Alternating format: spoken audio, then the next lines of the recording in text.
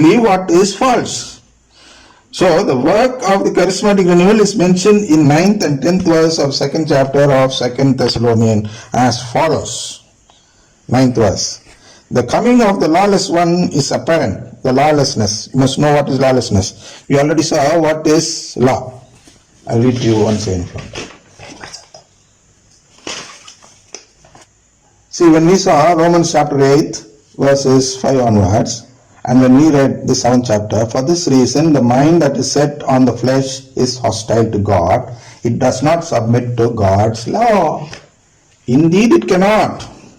Is what we read in the 7th verse.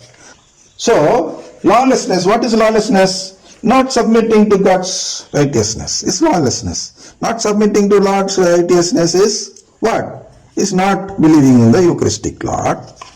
So, the 9th verse says like this, the coming of the lawless one, the charismatic renewal, is apparent in the working of Satan, who uses all power, signs, lying wonders, and every kind of wicked deception. 10th verse, for those who are perishing because they refuse to love the truth and so be saved. So this truth, they refuse to love the truth, the Eucharistic Lord. And if you love the Eucharistic Lord only, you will be saved. So since they don't do this, they should be put under some sort of deception, wicked deception, so that they will be identified during the judgment day. Romans 8th chapter 7th verse says or explains what is lawlessness. That's just what I read to you. It says the mind that is set on the flesh does not submit to God's law. Indeed it cannot. That is what charismatic renewal is doing at present. They don't submit themselves to, according to Romans 10th chapter 3rd verse, God's righteousness. Instead, they seek to establish their own righteousness. That even non-believers of Eucharistic Lord can be saved through faith in charismatic spirit. So did you find, or do you remember what we said in the beginning? That they are changing the faith from the Eucharist to the charismatic spirit. They don't submit themselves to God's righteousness. Instead, they seek to establish their own righteousness, that even non-believers of Eucharistic Lord can be saved through faith in charismatic spirit. That's why they become lawless person. The righteousness of God is that only those who make an everlasting new covenant with God should be cited as a member in God's family. But charismatic renewal does not adhere to this righteousness of God and believes that all those who are given the gift of the Holy Spirit are the chosen ones who are saved. See, this is the impression which they give. Charismatic renewal does not adhere to this righteousness of God and believes that all those who are given the gifts of the Holy Spirit, gifts, I mentioned so many gifts also, like gifts of healing, gifts of doing miracles, gifts of prophesying, gifts of tongues, and so on. They just go on listing so many things in the charismatic renewal. Of course, it is listed in the Bible, but it is listed in a different meaning, and they are interpreting it in a different meaning. So, but charismatic renewal does not adhere to this righteousness of God. What is this righteousness of God? Is that only those who make an everlasting new covenant with God should be selected as members in family of God. This is the righteousness of God. They don't adhere to this righteousness and believe that all those who are given the gifts of the Holy Spirit are the chosen ones who are saved. They will ask, if you go to those groups, they will then immediately ask, are you saved? Are you redeemed? Or something like that they'll ask those groups. And if at all you say yes, and say that you are in the charismatic, then immediately they'll ask you another question, can you speak in tongues? So according to them, only people who speak in tongues are people who are saved.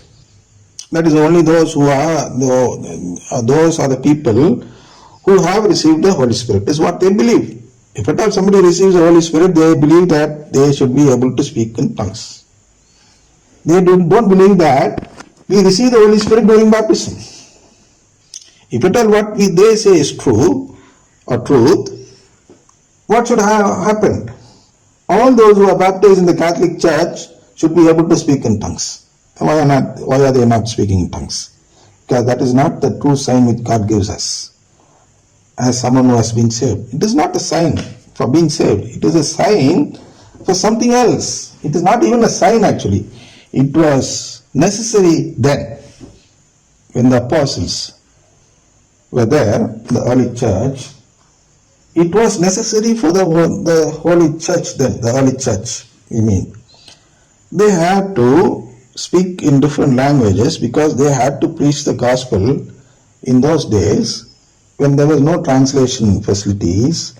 They have to go to many nations where there were different kinds of languages.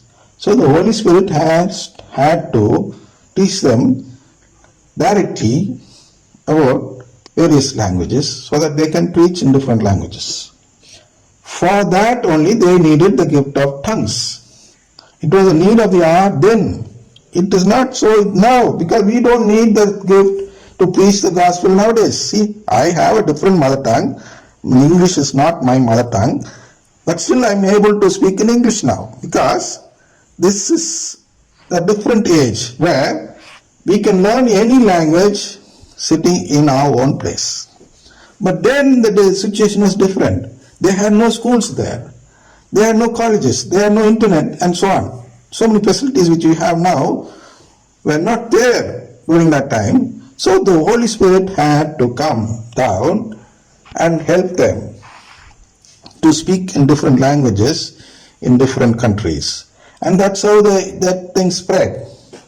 They visited so many countries in a line, and they had no time actually to travel, and to save the time of learning a language, the Holy Spirit had to teach them different languages directly from heaven in a fraction of a second or within few days, anything like that. So they needed a language, they needed an interpreter, gift of interpretation, and so on, prophecy. So many gifts are given. These gifts are not sign that we are saved. They are only instruments for proclaiming the Bible. Just because you proclaim the gospel, it is not an